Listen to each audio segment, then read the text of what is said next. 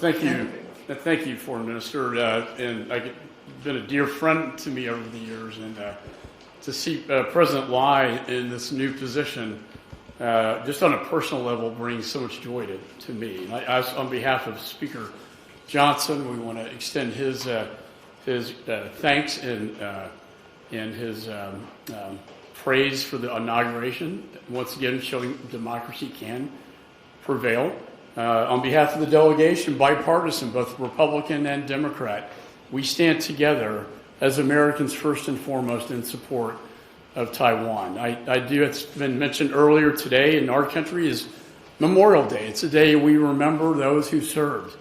And I can't help but think about my own father and Joe Wilson's father, who served in what we call the greatest generation, who fought at the ultimate time of peril in World War II, when both Europe and the Pacific was under fire from dictators, aggressive ones, trying to take over the world. And fast forward to today, and there are so many parallels between then and the events that we see today.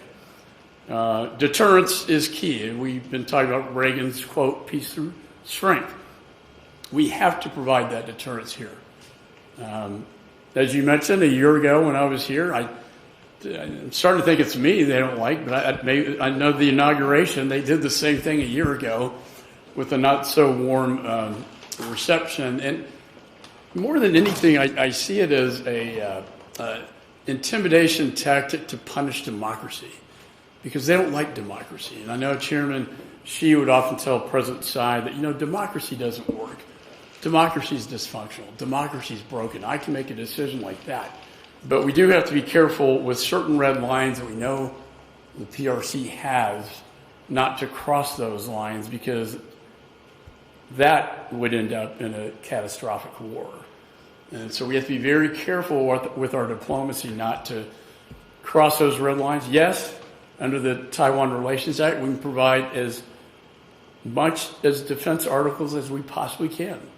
And we can work with and train the Taiwanese. And if, God forbid, it got to that point where the American people would have to make a very tough decision if the island was unprovoked, in an unprovoked manner was invaded, then it would be to the American people and the United States Congress and my committee that has the power to declare war how to deal with that. But my job right now is to make sure we do everything we can to make sure we never end up in that situation.